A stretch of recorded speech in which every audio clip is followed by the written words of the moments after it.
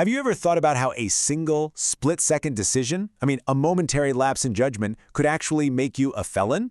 It's a pretty terrifying thought, right? And it's the legal reality we're going to unpack today. See, this isn't about some grand evil plan. This is about negligence, and how the law looks at a simple mistake that ends in total disaster.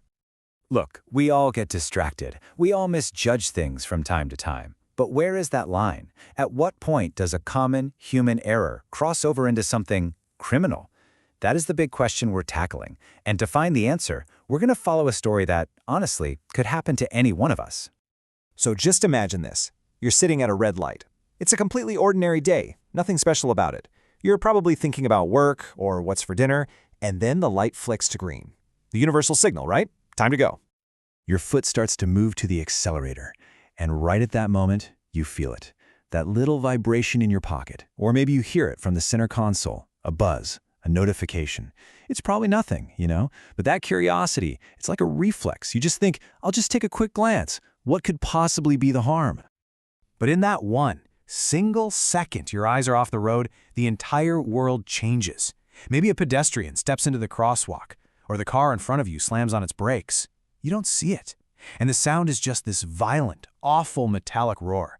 The ordinary day is completely shattered. And in that deafening silence right after, your life has just taken a turn you never, ever saw coming. Okay, to really understand the legal fallout from a crash like that, we've got to open up the rulebook. We're going to be looking at something called Article 365, which deals specifically with imprudence and negligence.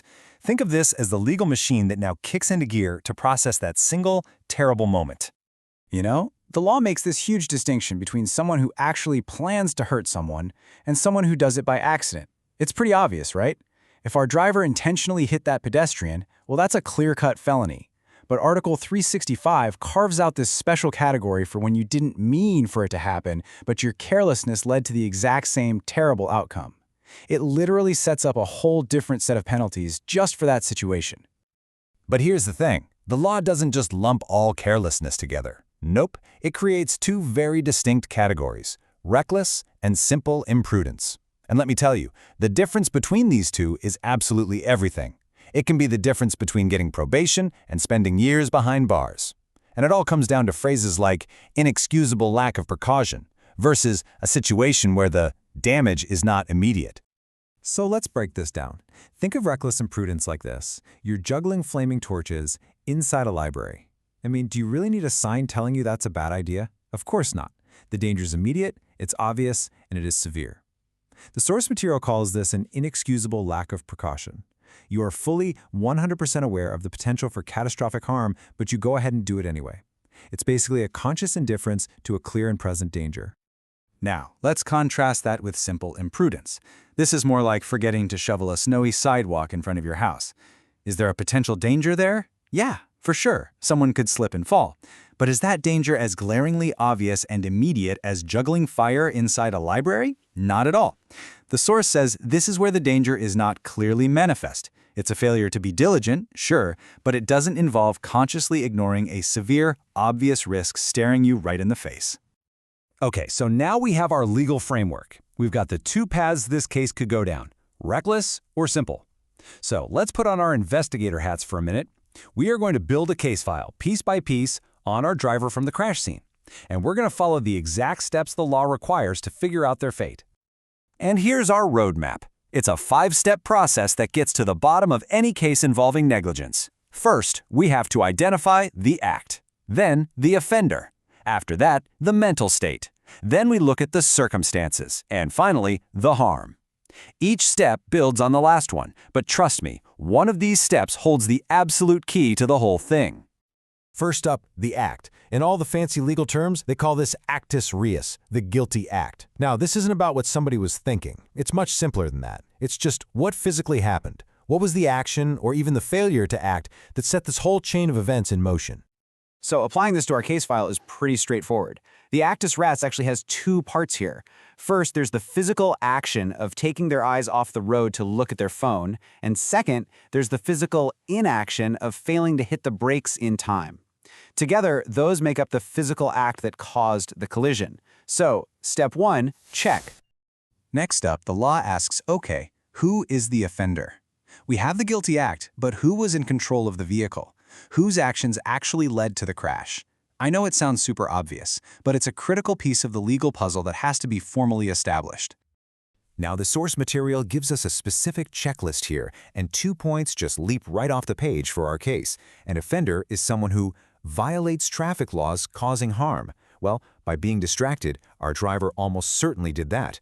But here's another one, someone who fails to provide immediate help.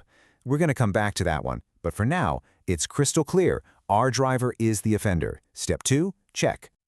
Okay, step 3, mens rea, the guilty mind. And I need you to pay close attention here, because this is the whole ball game. This is the fork in the road we talked about. This has nothing to do with what the driver did and everything to do with their level of awareness when they did it. This single step is what decides if the act was reckless or if it was merely simple. So, to prove reckless imprudence, a prosecutor has to show exactly what's on the screen, an awareness of potential harm. It's not just that you failed to take precautions. You failed to take precautions against a danger you absolutely knew was there.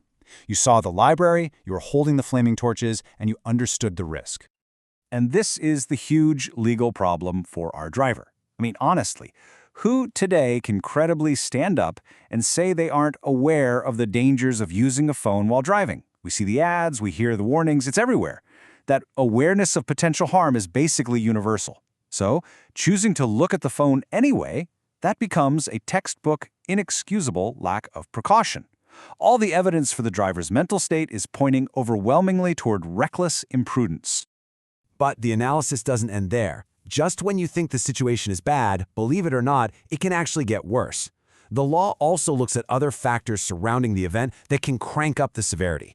These are called aggravating circumstances, and you can think of them like legal accelerants being poured on an already burning fire. Our source lists a few of these aggravating factors, and 3 are especially relevant to a case like this. 1, violating traffic laws. 2, causing a grave outcome, like a really serious injury. And 3, and this one is huge, failure to assist the injured parties. In other words, what did the driver do in those first few seconds after the crash? So, let's apply this to our case file.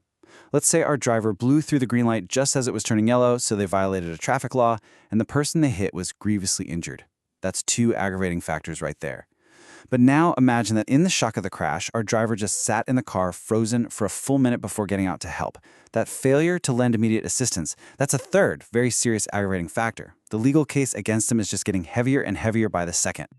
So, we've completed our legal dissection. We have the act, we've identified the offender, we've determined the mental state, and we've added in the aggravating circumstances. Now it's time for the final and, frankly, the most sobering step.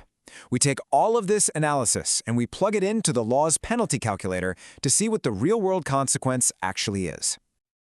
This table here, this is taken directly from the law. It lays out all the potential sentences. You can see the different penalties for reckless versus simple and for grave versus less serious outcomes.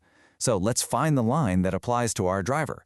We decided their act was reckless imprudence and the result was a grave felony. If we follow that row across, we find the penalty. And there it is, the maximum penalty, 4 years and 2 months. That is the potential prison sentence. Think about that. It started with a buzz from a phone, a glance, a single second of distraction, and through the cold, methodical logic of the law, it has ended right here, a number that represents years of a life, just lost. And this final comparison just drives the entire point home. Look at this.